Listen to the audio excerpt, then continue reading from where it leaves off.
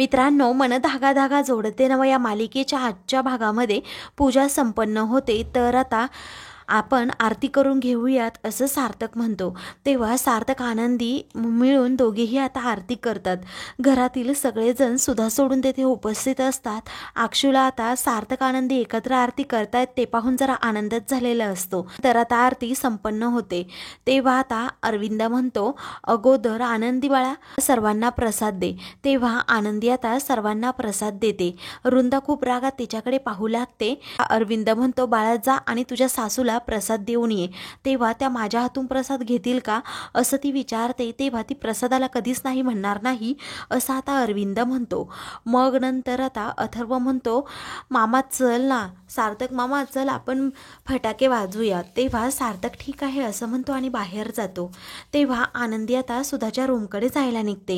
तर दुसरीकडे लीना आणि मालती या दोघीही आता ऑर्डर पूर्ण करत असतात. तेव्हा आता अण्णा विचारतात, काय ग लीना, आजच्या सर्व ऑर्डर देऊन झाल्यात का? तेव्हा सातपुतेंची ऑर्डर राहिल्याचं ती म्हणते.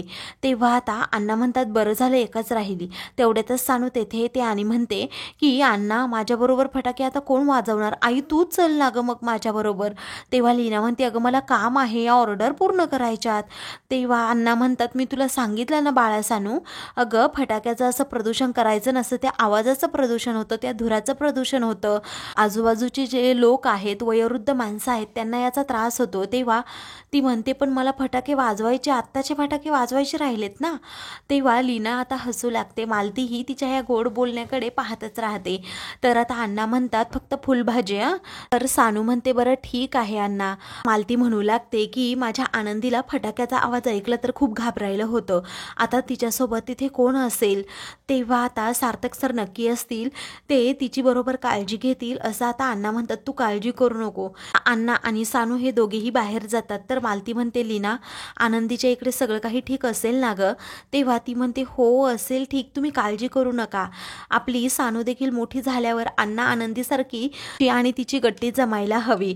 तेव्हा आता मालती म्हणते, हो जमेल ग, मला माहिती आहे मनुष्य थोडा फटकळ आहे, पण खरंच एक बाप म्हणून तो चांगला आहे. सानूची तो अगदी व्यवस्थितरित्या काळजी घेईल, तू काळजीच करू नको.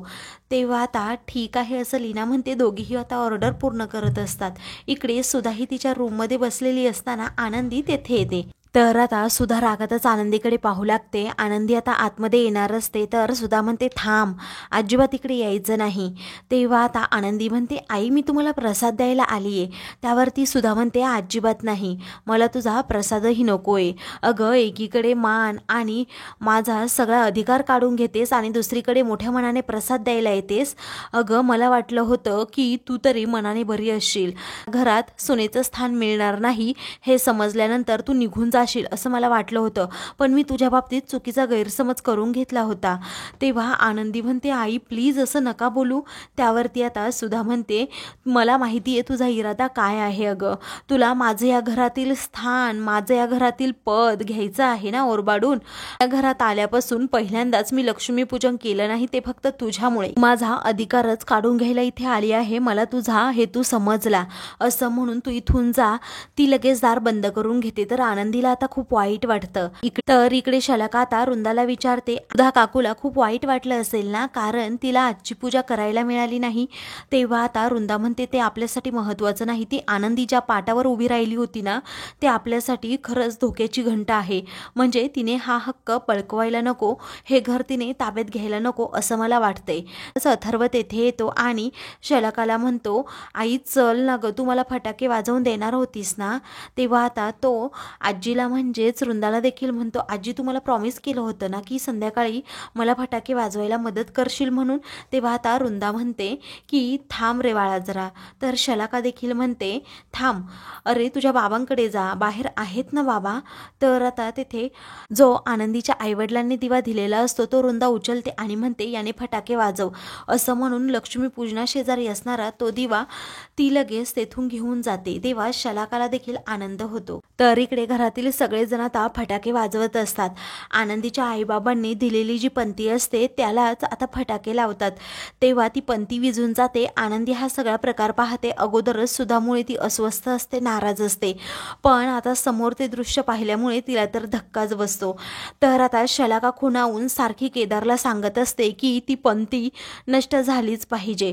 तेव्हा आता केदार मुद्दाम फटाक्यांची माळ त्या पंतीजवळ लावत असतो. तेव्हा आता रुंदाला खूप हसू येत असतं. रुंदा आता आनंदीकडे पाहत असते. आनंदीला आता वाईट वाटतं, तिचे डोळे पाणवतात. तर आता फटाक्यांचा आवाज आनंदीला तो सहन होत नाही.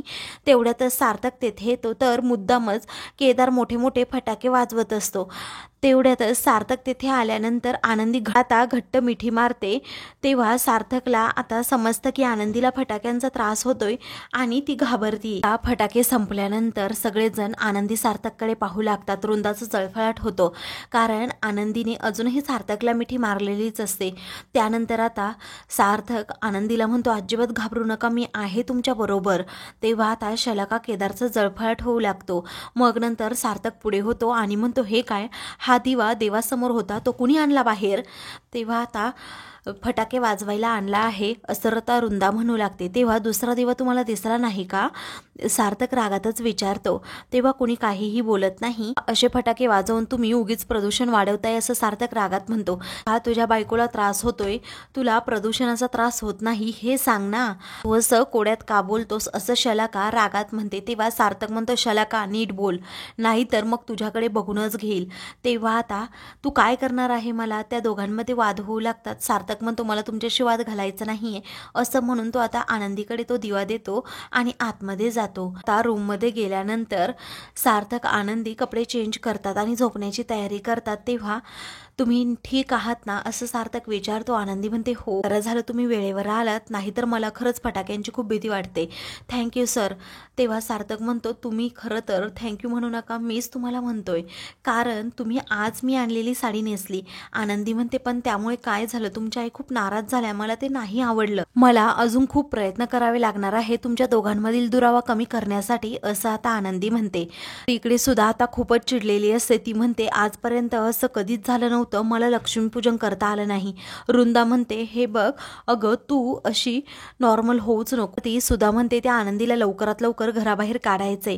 रुंदा म्हणते, आता ही जबाबदारी तू माझ्यावर सोपव, मी बघतेस तिला कसं घराबाहेर काढायचं. आता आनंदीला घराबाहेर कसं काढायचं याचा रुंदा विचार करते. तर दुसऱ्या दिवशी आनंदी झोपेतून उठते. तेव्हा हार्ट शेपमध्ये हॅप्पी पाडवा बायको असं त्यामध्ये लिहिलेलं असतं. आनंदी ते पाहते आणि सार्थकला इकडे तिकडे शोधू लागते. तो आता तिच्या पायाजवळ एक गिफ्ट असतं, त्यामध्ये वेगवेगळ्या रंगाचे धागे असतात. ती आता त्या गिफ्टकडे पाहतच राहते. तेवढ्यातच सार्थक तेथे येतो आणि कसं वाटलं गिफ्ट असं विचारतो. तेव्हा आनंदी म्हणते, सर खरंच खूप छान आहे, पण तुम्ही हे गिफ्ट. तेव्हा सार्थक म्हणतो, मला माहिती आहे तुम्ही मला नवरा मानत नाही, पण मला खात्री आहे आपलं नातंसुद्धा असंच या धाग्यांसारखं विविध रंगाने फुलणार आहे. तेव्हा आता आनंदी त्याच्याकडे पाहत राहते. तो पुन्हा विचारू लागतो, तुम्हाला आवडलं ना? आनंदी म्हणते, हो आवडलं. तर सार्थक म्हणतो, तुम्ही आपलं लग्न झाल्यापासून काही असं क्रिएटिव्ह केलंच नाही, त्यामुळे प्लीज करा ना, या धाग्यांमधून असं काहीतरी छान स्पेशल तुमचं समाधान होईल असं काहीतरी बनवा. तेव्हा आनंदी हो असं म्हणते. तर हॅप्पी पाडवा बायको असं सार्थक पुन्हा एकदा तिला म्हणतो. आनंदी त्याच्याकडे पाहत राहते. तर सार्थक आता तेथून जातो. तेव्हा आनंदीला आठवतं, जेव्हा मी संसार चालवण्यासाठी घरी काम करायचे तेव्हा अंशुमन माझ्यावर संशय घ्यायचा. माझ्या सोन्याच्या बांगड्यासुद्धा त्याने हिसकावून घेतल्या. आणि दुसरीकडे हे सार्थक सर आहेत, मी त्यांना पती मानत नसूनही ते माझ्याबरोबर किती आदराने वागतात. आता सार्थकबद्दल तिच्या मनात प्रेम वाटू लागतं. तर मित्रांनो, पुढील भागामध्ये रेश्मा सार्थकला एक शर्ट गिफ्ट करते. तो शर्ट अगदी छान असतो. सार्थक सर्वांना तो दाखवतो. तेव्हा आनंदी देखील आता सार्थकला एक शर्ट गिफ्ट करते, परंतु तो खूप मोठा असतो. तर सार्थक म्हणतो, लग्नानंतर माझ्या बायकोने मला पहिल्यांदाच हे शर्ट गिफ्ट केले, त्यामुळे मी आता घालून पाहणारच असं म्हणून सार्थक तो मोठा शर्ट सर्वांसमोरच घालतो. आनंदीला आता खूप आनंद होतो. तर बाकी सगळ्यांचं जळफळाट होतो. अशाच मालिकेंचे पुढील भाग पाहण्यासाठी चॅनलला सबस्क्राईब करा.